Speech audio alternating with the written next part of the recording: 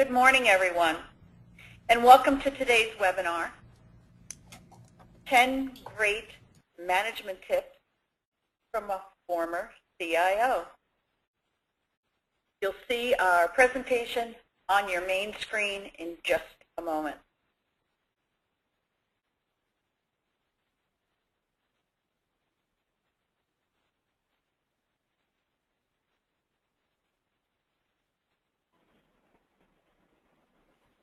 How's that, Terry? Do you see us? I do. Thank you, Eric. Great. And hello, all. So welcome again. Our webinar today is 10 Great Management Tips from a Former CIO. I'm Terry Coleman. I'm the VP at Manager Mechanics. I've been around high tech for my entire career, as you can see, and I'll be the moderator for the webinar this morning. Before I introduce our speaker, just a few administrative items that it would make sense to cover. First, our surveys show that these sessions are much more valuable to everyone who attends when they're as interactive as possible. So please send questions anytime.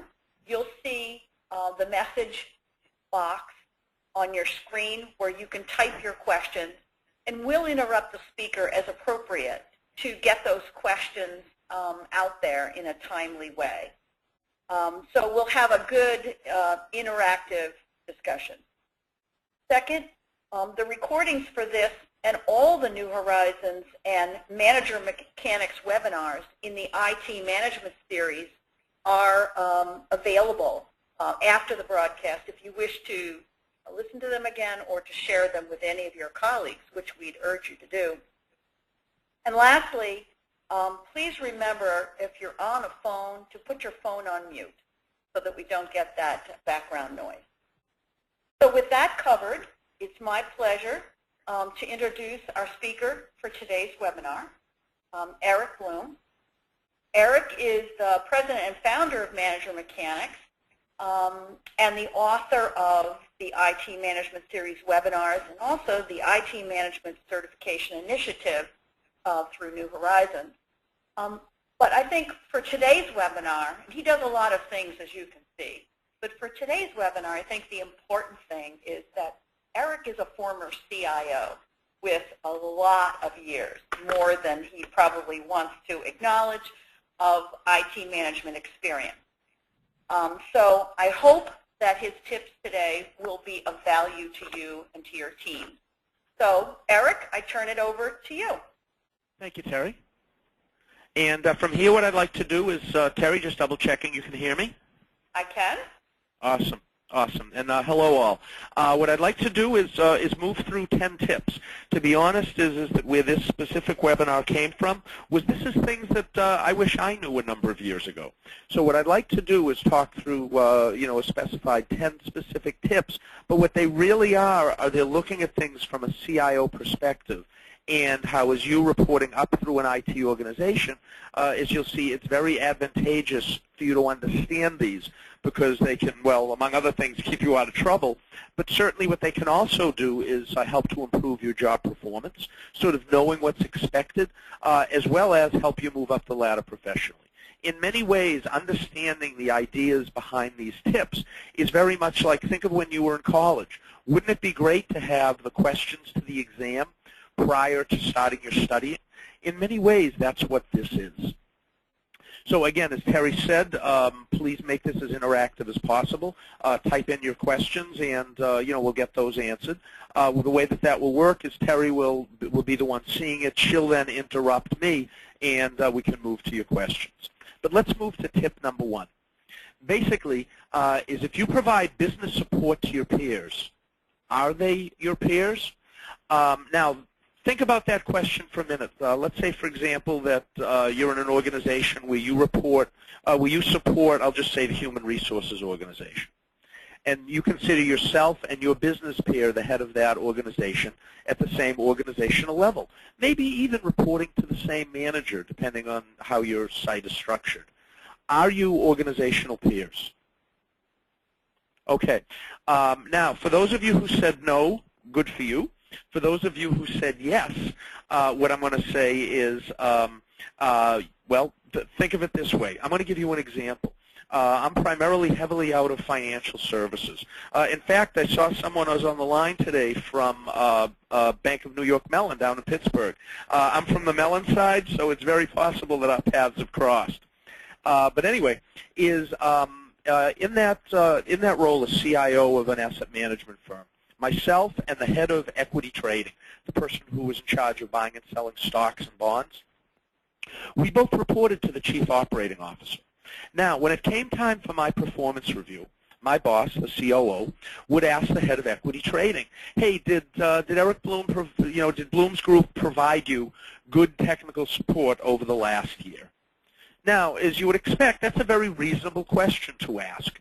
The reason is because, well, built into my job description, I'm certainly supporting other areas also, but I'm supporting equity trading. Now, when it came time to the performance review of the head of equity trading, do you think they came to me as the head of technology and say, and my boss say to me, "Hey, Eric, got a quick question for you. I'm doing Dave's review, and do you think that he did an admirable job finding liquidity in a volatile stock market?" No. He didn't come to me. They probably went to the portfolio managers and asked, or certainly other places, but certainly not to me. So therefore, if the head of equity trading has input into my performance review, and I do not have input into his or her performance review, then in fact are we peers? I think not. Now, the big takeaway for you on this one is to think about it from that perspective. Is there's an old expression that familiarity breeds contempt. So, I mean, if there's politics going inside the company, and whether you're supporting human resources or finance or, an investment area or, some medical records or whatever it might be, is that understand if your job is to provide technology to those groups, treat them more like they're your boss, the business user, the chief business user there, than your business peers. Because at the end of the day, they're going to have input into your reviews and, to a certain extent, to your success at the company. Tip number 2. There's a big difference between managing up and kissing up.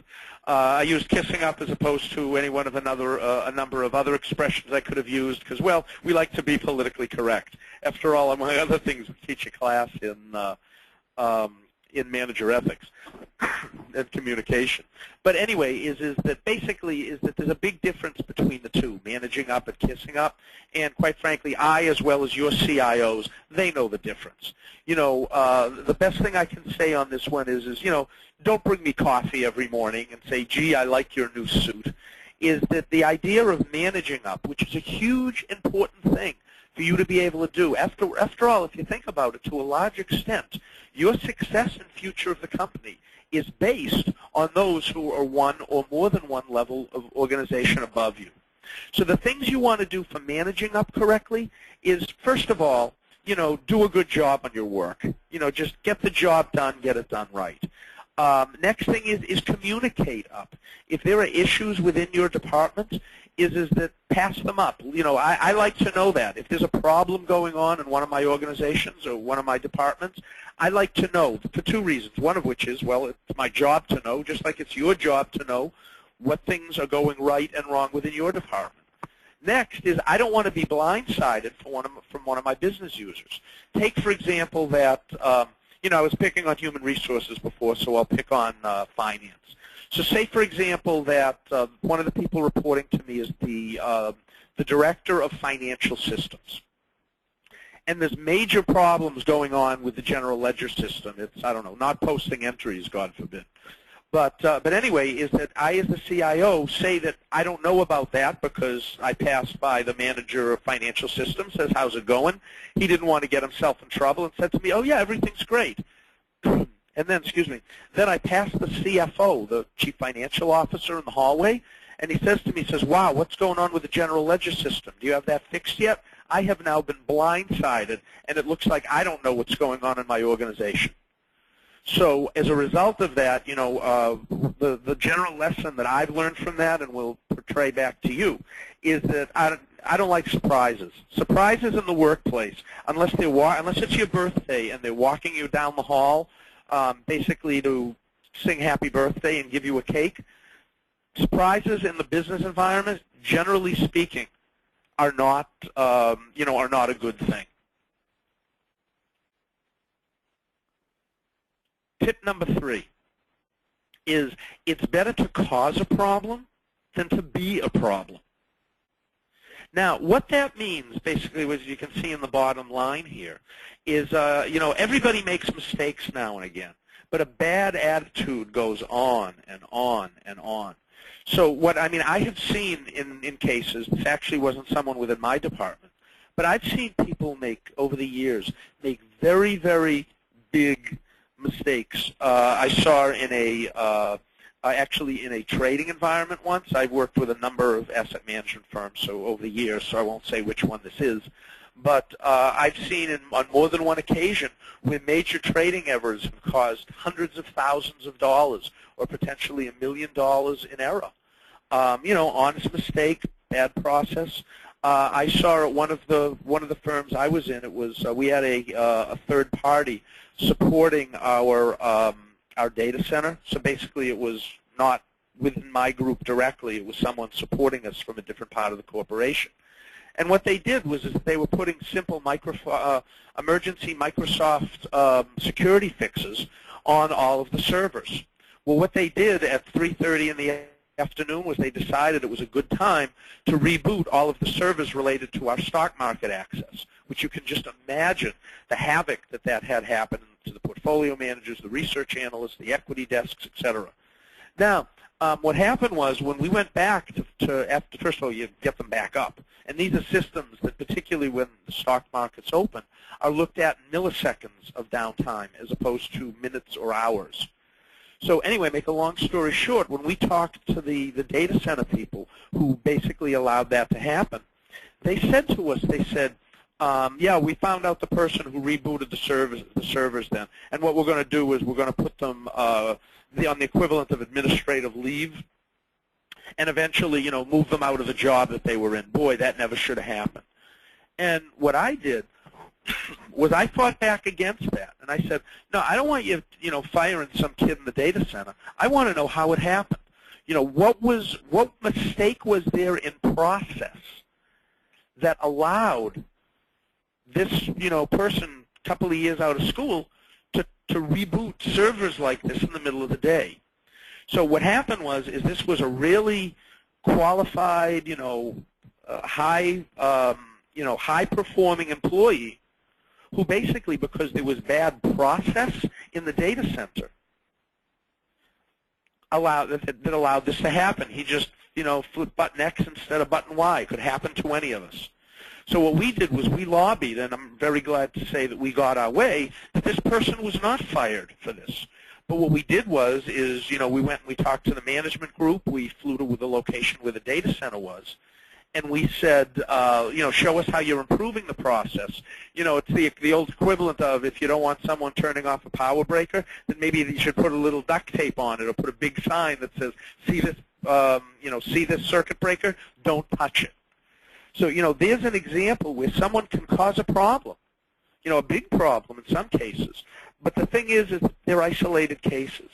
So the trick here is that you, as a manager or an individual contributor, if a big mistake happens, you'll be much better protected as an employee if basically you're smart. You're a smart person with a great attitude who 99% of the time does the right thing. Don't underestimate the value of what I like to call a no-problem employee. For those of you who are managers on the line, you'll know what I mean by that. There's some people that, they're just whatever work you give them, they're great. They always have good attitudes. You want them to cross-train with somebody, they're psyched because they're learning a new skill. If things get tight and you need somebody, to work late on a Thursday evening, this person will, if their personal schedule allows, they'll be up front to volunteer. And then you have other people who just drag you down. It just absolutely drives you crazy. So, we'll talk about that one in a later tip related to hiring. But the thing is if you're the person who's sort of the go-to person that always helps, who learns and moves forward, you'll get by a big problem should you accidentally make one. Eric, we have a question. Yes, Terry. This goes back to tip number 1. Okay, let me cut back to it. I'll read the question out to you. It says, I'm dealing with some pretty challenging and argumentative users. Now you're telling me that they are really more like my dotted line managers. Can you share any tips to handle these challenging guys? Yes, first of all, find out why they're challenging. In other words, is it the service that's being provided not meeting their needs? Is it the fact that they're just, let me say, difficult to deal with employees? And you know what? They give everybody a hard time, so you're just next on the list. Try to ascertain if there's any type of hidden agenda. What you'll often find is that people may be difficult to the systems group, having nothing to do with the person or people or the system itself. It's some personal agenda. A specific example of that is, let's say, for example, that you're in the process of implementing a new system. You've just rolled it out. The IT organization worked, say, a year to get this new, general ledger system up. You were using a homegrown version of internal financials, and you moved to, say, the Oracle financials. Now, as I mentioned vendors, I could have just as easily said SAP or whoever. I'm just picking a vendor, so don't read anything good or bad in any of the vendors I choose. But anyway, so what happens is that you implement Oracle, and all of a sudden a couple of your main business users are just being obnoxious to you. They hate it. The system's not right. The requirements are wrong. You don't provide them good support, and you're basically making you're getting your head bloody, banging it against the keyboard, trying to help these people. When actually, what's really maybe going on is maybe that this person who's giving you a hard time is that his brother-in-law was laid off because he was the one who was the primary developer of the old system that was phased out. So there's nothing you're going to do to ever make that person happy. So what I would do is and you'll find in general, I'm big on communicate. Raise these issues raise these issues as a problem to your manager. Because remember is that the way that, back to has input into your performance review is that who does your performance review? It's your manager. So what I would say, if you have very difficult, very difficult business users to satisfy, seek the advice or at least the understanding of your manager. It'll help protect you, and he or she may have some great ideas for you, knowing a little bit more about on the internal politics on how to specifically handle it. Great question. Thank you to whoever that came from. Now, let me see. I'm believing I was on tip 4. If you remember, just because I moved the slide back, we were here. We just talked about this one. Now I'm moving to tip 4. Decisions from the top sometimes look foolish from the bottom. And you know what?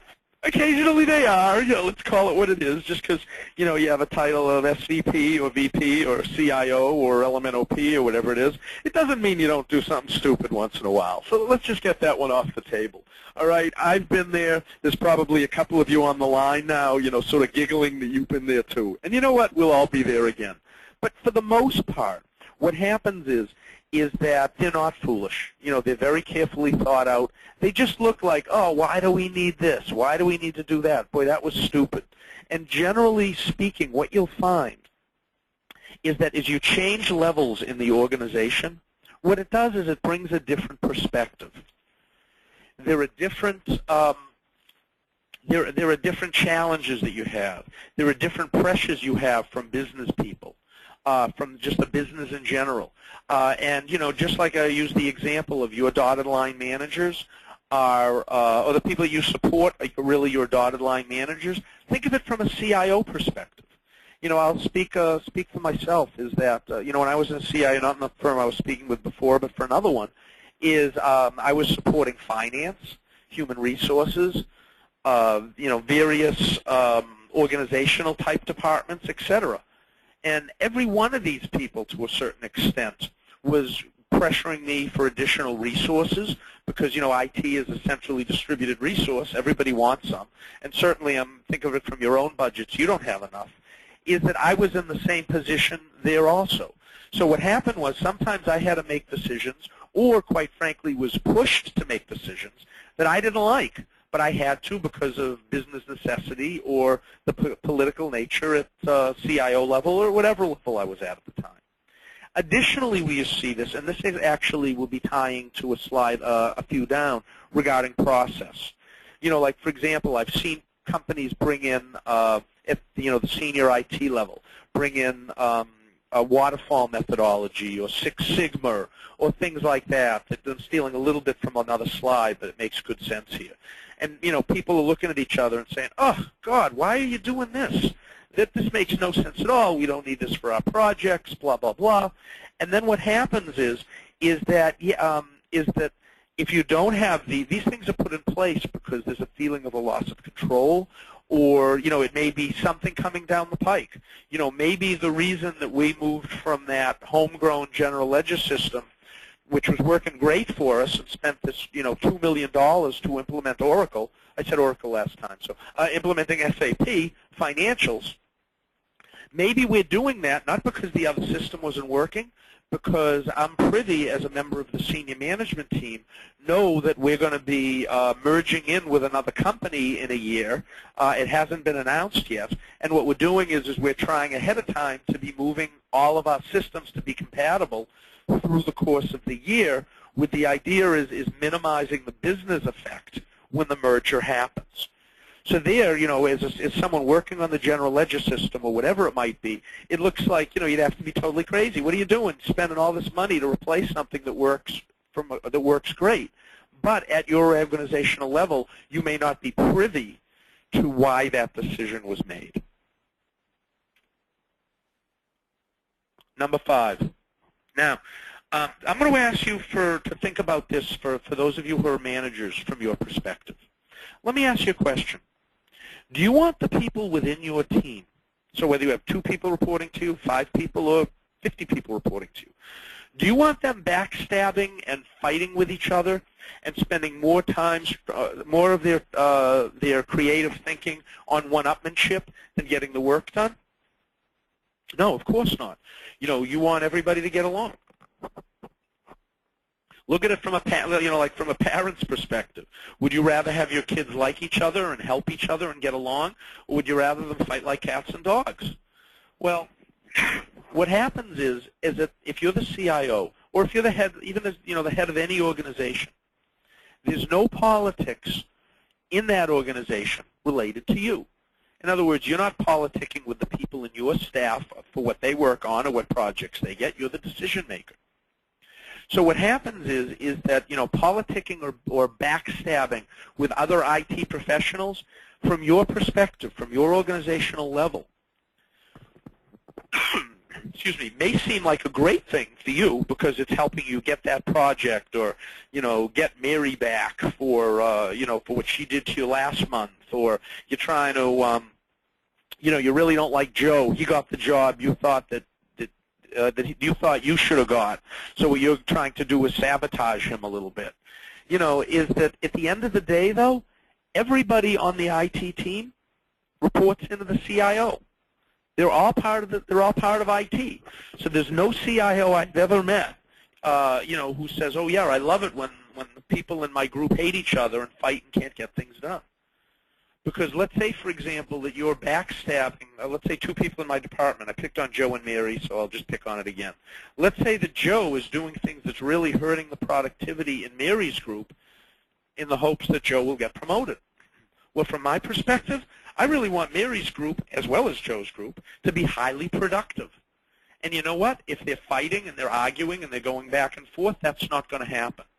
So what happens is with that, if you have that type of infighting in your organization in general, what it does is it squashes productivity. It certainly does not foster innovation.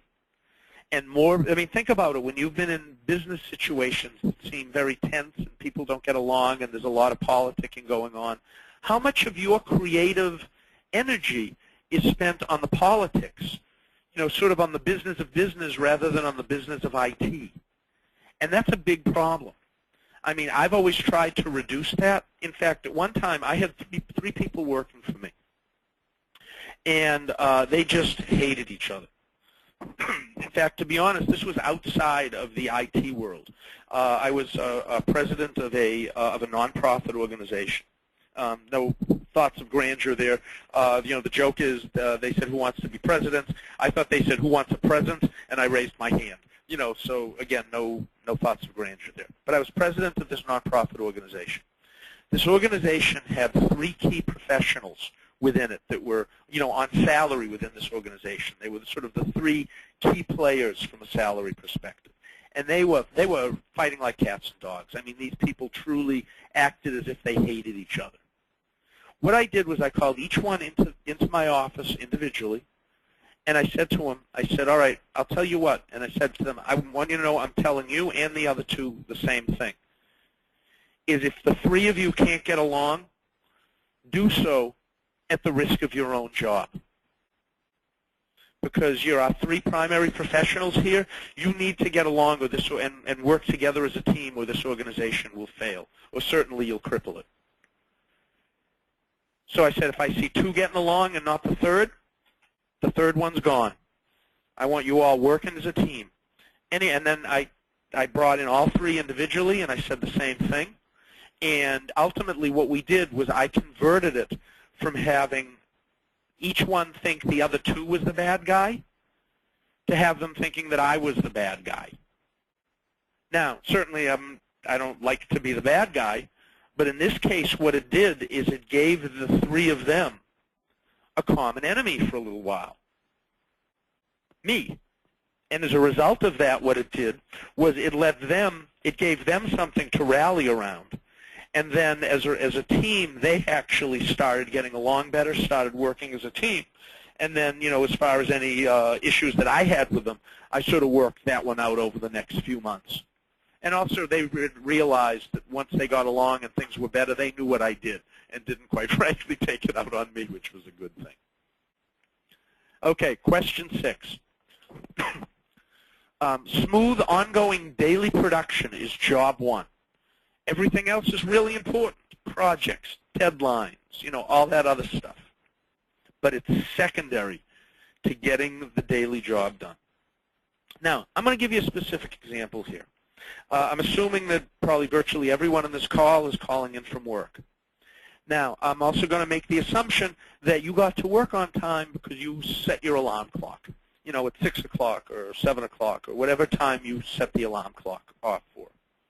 How many of you this morning, when you woke up, the alarm clock went off, you hit it, you got out of bed, how many of you walked over to the telephone, picked it up, called the electric company, and said to them, hey, electric company, I just want to thank you for having the power on all night long.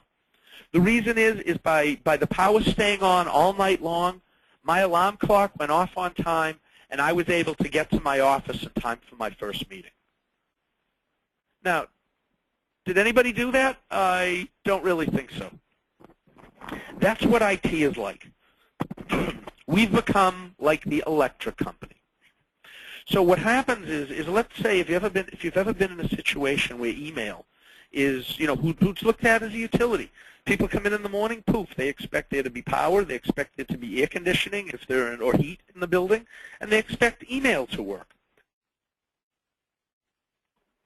If it doesn't, then there's going to be immediate complaint. Of course, one thing good about the email system being down is that then they can't email you to tell you they're mad at you. No, I'm just kidding. But I guess that's true, but I'm still kidding.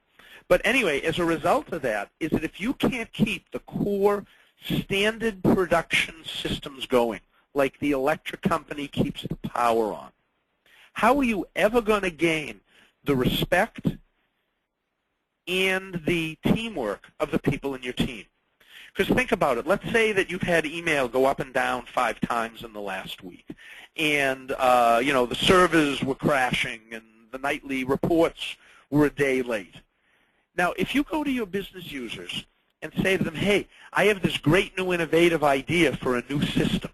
Why don't we build an XYZ? I think it could be really good and help us, build, increase our client base, reduce costs, raise income, whatever it is. They're going to look at you like you're out of your mind, and they're going to be thinking inside. They're going to say, "Wow, these people can't even keep email up and running. They can't keep the file servers working where I have my Excel spreadsheets.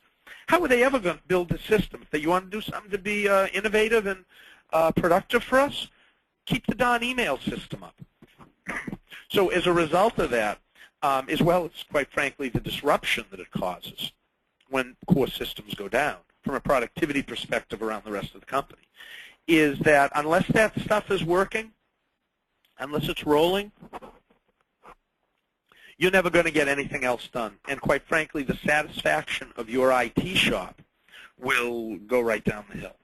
Now, here, let me speak to you as managers, for those who are. Just by sheer coincidence, you saw it on my bio, I'm a nationally syndicated columnist with Gatehouse Media. I'm in a couple of 100-plus newspapers a week. Anyway, the title of my column this week, actually it's not out yet, it'll be published Friday morning around 7 o'clock a.m., is it's called "A Fish Rots from the Head Down." What that means, basically, is tying it. Obviously, I'm not giving an anatomy or a biology lesson. What that means is it's tied to the business itself. Is that basically it says that if the organization is having problems, let's say you're the manager of human resource systems and you can't keep the payroll system up. You're the manager of equity trading systems and the trading system keeps going, is going on and off intermittently.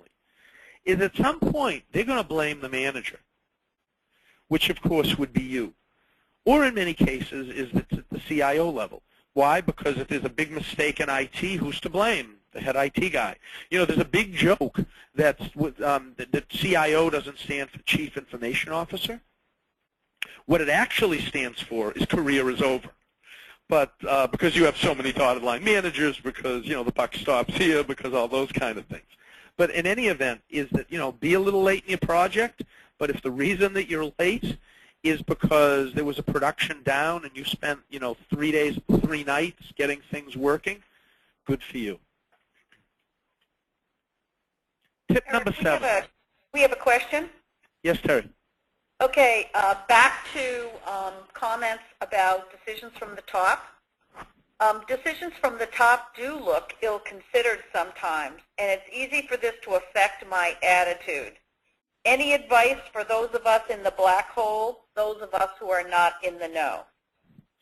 Yes, a couple. One of which is in fact, this is going to bring us to the very last slide. I'll do it when you get there, is basically begin to think like a CIO. But in effect, try to look at it from the CIO's perspective. Is that if you go under the assumption that there are smart people running your organization, you can think, well, why would they have done that? So try to look at it from their perspective. A second thing I would say is ask. Don't go. I probably would be career limiting to go to your manager or go to the the CIO if should you be down a level or two, and say, what was with you with that crazy idea on XYZ? What were you thinking? Probably not the best way to say it, but to raise the question and ask and say, hey, why was this decision? I'm trying to learn. And to best implement this decision that was made. Why was it made? Now, depending on the question itself, depending on how many tiers you are down in the organization, based on your organization size, you may or may not be able to gain knowledge as to why the decision was made. But if you can get that information, generally speaking, I know when just bosses of mine, have made decisions. I have a typical thing. I'd go into my boss's office and I'd say, hey, I know you made a decision to do X. What I'd like to do is plead my case on why you should do Y instead. And if you like my idea, great. That's wonderful. We did something better for the company together. If you don't like my idea or disagree with my disagreement, then you're the boss. I'll do it the way you want. But then at least that way I felt internally that I got a chance to talk about it a little bit. And my boss was okay with it because occasionally I did come up with a good idea. But minimally, if I didn't, then I'm speaking she because I have one boss in mind. She knew that, I'd talk about it. I'd explain why I thought it was better for the company to do this. But then if she said, no, do that, I said, fine. And I would, march to that drum. But, one, you can take it, specifically the question, one, you can take it on faith, that there's just things you may not know of why they're doing it. Second of all, try to put yourself in their role as the CIO or the SVP or the VP or whoever made this, decision, and try to surmise yourself why that decision would have made any sense at all. Third would be to, try to gain some knowledge on it, not with the idea of, again, boy, this is a stupid idea, what were you thinking? But just say, hey, I hope one day to be in more of a management role.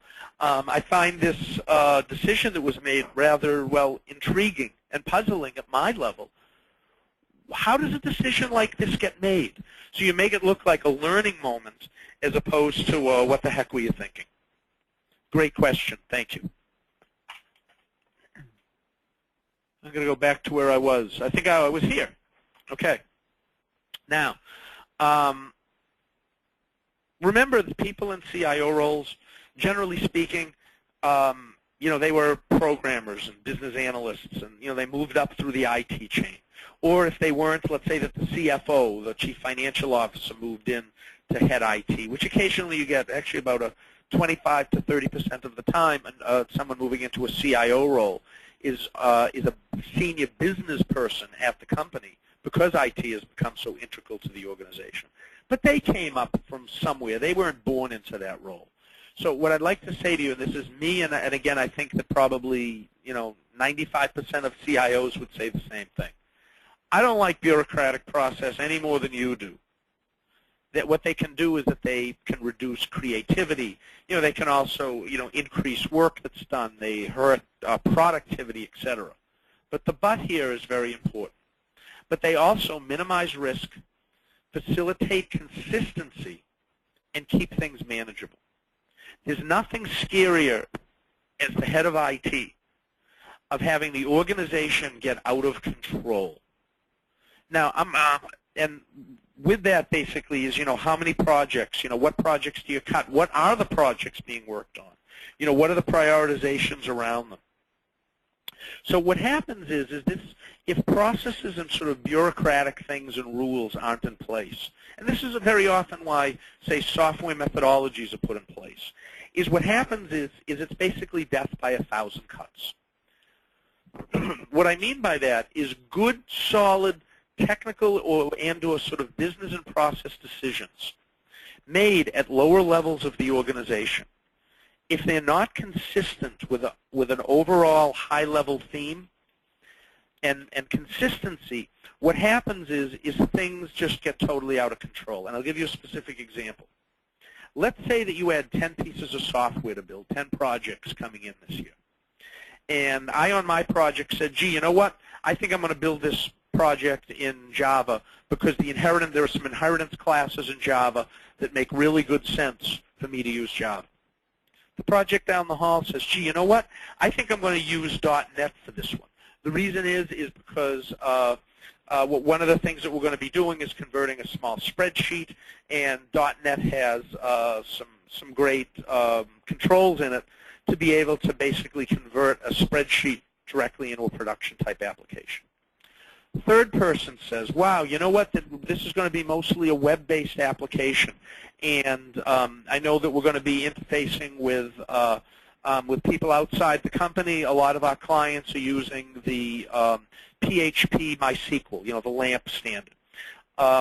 So I'm going to do it all in open source. A fourth person comes in and says, gee, you know what, I think I'm really going to do Ruby on Rails and use it in that technology because it has, XYZ functionality that will save us some time. So all of those were good, solid, technical, business, IT management decisions at the micro level. But when you look at it at the macro level, is how are we going to support this stuff? We have applications built in 10 different languages. Or, so that's one of the, that's why it comes down that says, all right, everyone is going to use Lean Six Sigma, or everyone's going to use, as a methodology, or use Agile as a software development methodology, or everything is going to be done in Java. And you know what? It's the kind of thing that if you have a hammer, everything looks like a nail. This project itself might be better in .NET. That's great, but what happens is you don't have any Microsoft-based servers to put it on, so now you're adding complexity to the organization's technical architecture. So generally speaking, bureaucracy is no one sits at the top and says, hey, how can we hurt the productivity and really piss off the people in our group? Why don't we change the way we do time reporting? Or why don't we make a really pain-in-the-neck type process for expense reimbursement? Nobody does that. Nobody likes that. But when you look at it from the micro level, usually these things are put in place, again, because there's either some major risks going on around the company, there's no consistency, and it needs to be pulled together, and the senior managers in those organizations are feeling very, very uncomfortable that they can properly manage and make decisions and do reporting for their managers of their organization. Eric? Nick. Yes, Terry. So we have a question regarding this business of bureaucracy. It says, well, actually, Terry, if they have a question on bureaucracy, could they please fill out Form 82B, submitted in triplicate? I'm just kidding. Oh, God. Any tips for minimizing bureaucracy? The balance between firm rules and creativity is really tough to strike. What experiences can you share for striking the right balance? Absolutely. What I would say is, and I'm going to make this as take this from the perspective of bureaucracy was put on you as opposed to you being the creator of the bureaucracy. What I would say is I'm just going to pick on expense report forms. The only reason you're filling out your expense report to get reimbursed, I'm just saying that because that's a form that everybody knows, and quite frankly, if you're anything like me, I've always hated that. So let me just give you my receipts and write me a check. But anyway, is what I would say is think outside the box, is come up with creative ways to improve these processes. And you know what? If you come up with something that really reduces the complexity of a business process, or reduces something along that line but still maintains its integrity and control, is people love that. One of the companies I worked for, I was actually with Fidelity Investments for a whole bunch of years, almost 10 years. And they had a concept of what they call Kaizen, which actually is a theory that was devised in Japan, that's the name, which basically meant ongoing improvement, continually improving processes and systems and techniques, etc., a little at a time, but continued improvement. So what I would say is that if you have this bureaucratic process that you hate, be accountable for it. Don't sit back and say, woe is me. Come up with, the idea of how to make it a little bit better. Call the people who have imposed this on you and say, hey, I got a great idea that will still, I think, get you what you need, but it'll make it a little bit easier for us on the floor. Now, quite frankly, you might or may not get your idea. You certainly, I would say, get it listened to. If it's a really good idea, maybe it would be implemented. If not, at least you have the chance to plead your case.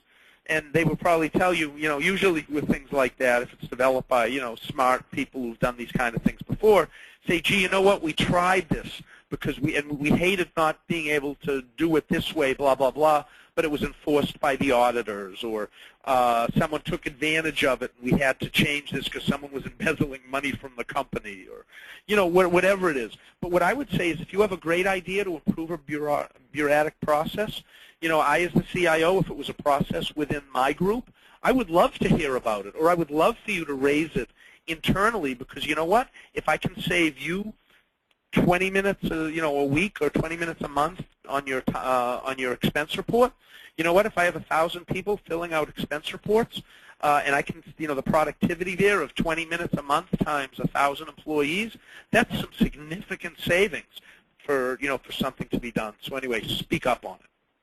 Great question. Thank you. Now, tip number 8. What happens is, and this is actually one of the big companies that I worked for, I sort of felt this way, particularly early in my career where I really didn't understand the organization from a macro perspective. Is what happens is sometimes if you're in a really big IT shop, you sort of get the feeling that a company exists so it can have an IT group. But what happens is that IT is there for a specific business purpose.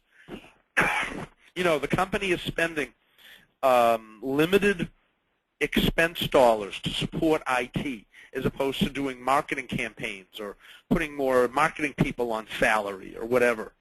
So what happens is never lose sight of the fact that IT is there to support the company by, at the end of the day, either saving it money or making it money.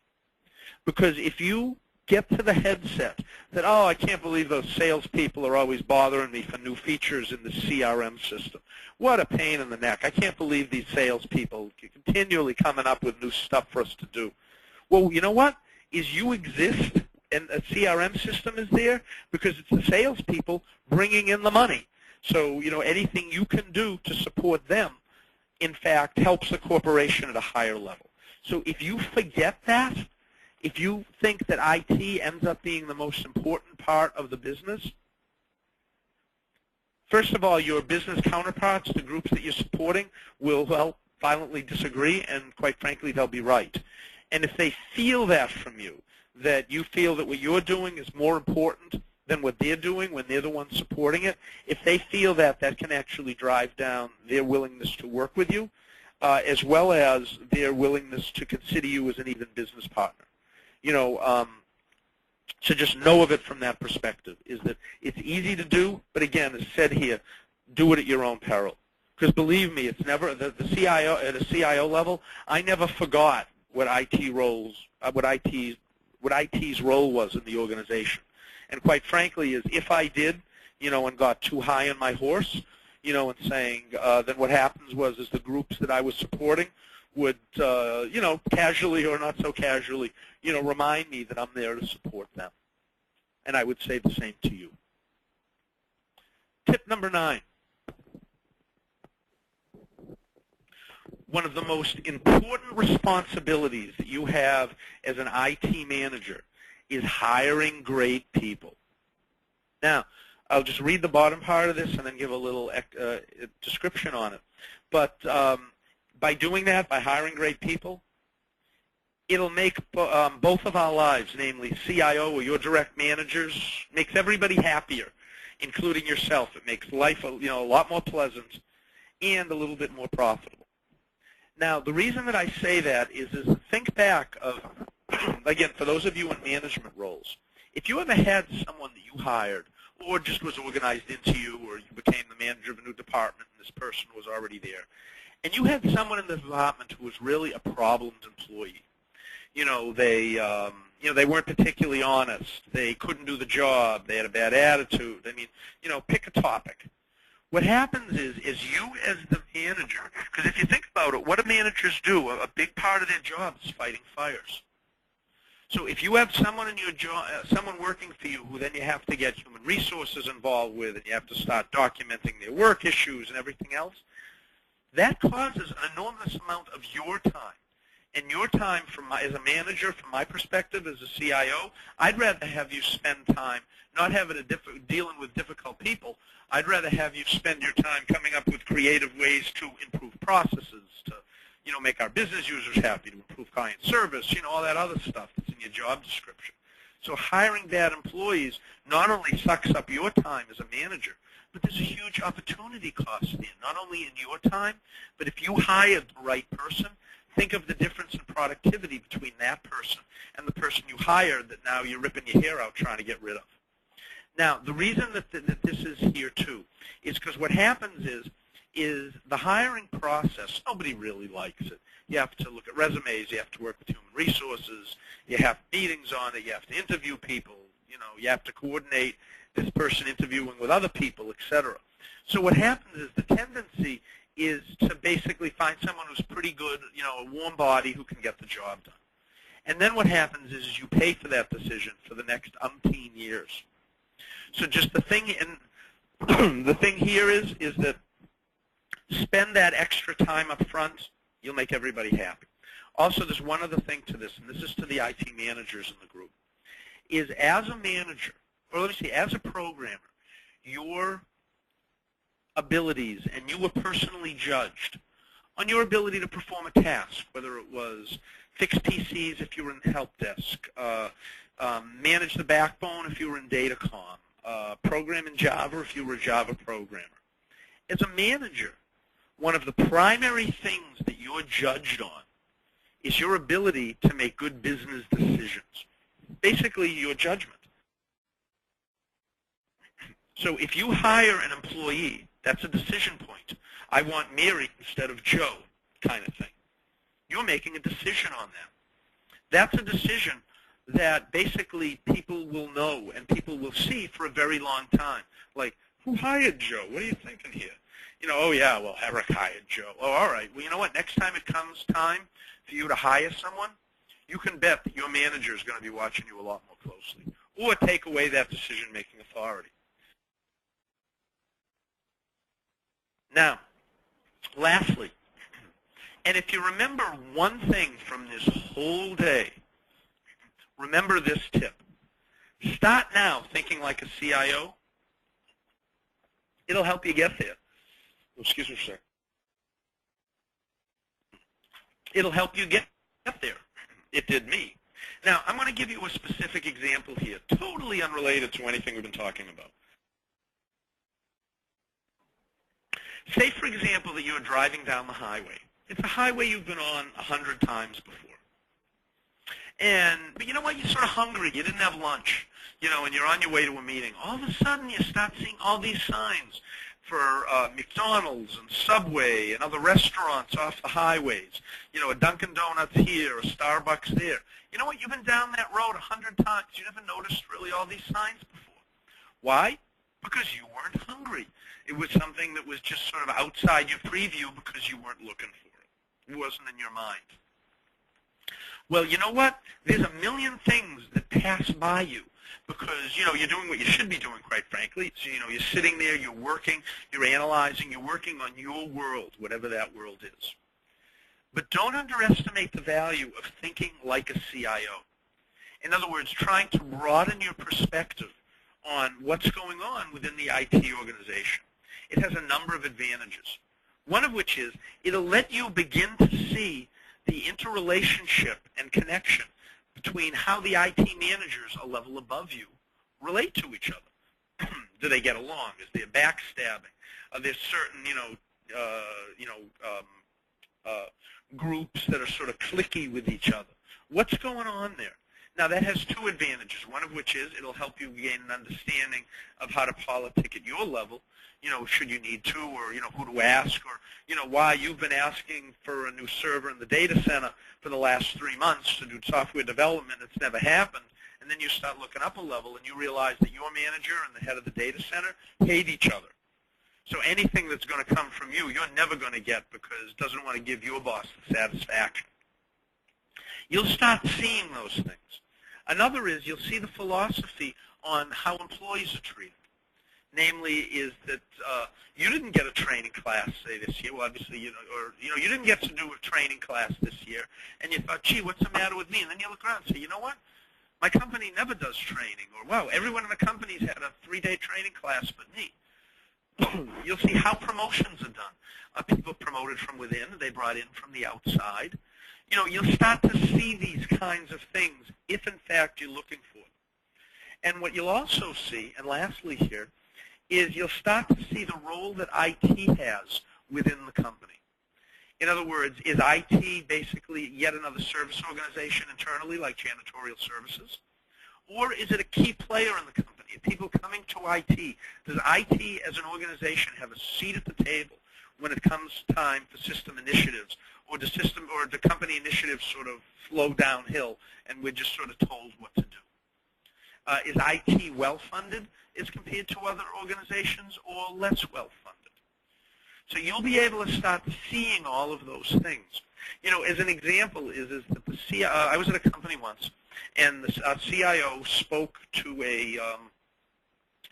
to the basically it was a webinar that he did for the clients, and we had set it up, and then they showed it internally to the company, and it said our goal is to be creative. We want to drive new products. We want to foster innovation. Blah blah blah. Now, I wasn't the head of IT, but I was close enough to it then to be privy to this, and went up to the CEO, who I knew, and was actually after a meeting. My boss was in there too. And I said, this is great. I'm so excited that you did that, fostering innovation. There's these great new things we can do in our IT organization. And he says to me, no, we want to foster innovation on new products. You want to be, how do you put it? You want to be creative and foster innovation with IT? Just find ways to spend less money so we can be foster innovation in other parts of the company. I'll have more money to spend. That's like, wow. That was basically a, sort of a slap in the face of what, and an understanding very quickly of how IT was thought of within that specific organization. But anyway, if you start thinking like a CIO now and trying to replay decisions that were made, why did we bring in that new system? Why are we only using Dell hardware? Why have we just moved to bring your own device, BYOD, when we used to issue everyone BlackBerries? If you start thinking about those questions now and trying to analyze that, it will, by its nature, broaden your view and, quite frankly, help you move up, because one of the most important things you'll have to do is you move from individual contributor to manager to director or whatnot, will be that broadening and that understanding of things from a different organizational level. From here, what I'd like to do is I'd like to thank you. I'd like to turn it back to Terry for, I think, some sort of ending announcements and thoughts. And, again, thank you so much for hanging with us for this hour. I hope that it's been of value. Thank you, Eric. So we want to thank you all for attending this free webinar. The webinar today is a part of the IT management series, and they're offered every month by New Horizons. The next one is August 28th, always at 11 a.m., and that one is entitled, Does Telecommuting Make You Invisible? And what you can do about that. Also, be aware that the IT Management Certification Initiative is very, very busy and active with an IT Management and Leadership Professional Certification Prep class later this month, next week, July 24th, 25th, and 26th, and an IT Management and Leadership Executive Certification Prep class, which is designed for more senior IT managers, and that one is scheduled for August 7th, 8th, and 9th, and these classes fill pretty quickly. So something you might want to talk to your New Horizons rep about. So thank you very much for attending, and have a wonderful day. Stay cool, everyone. Thank you, and thank you, Terry.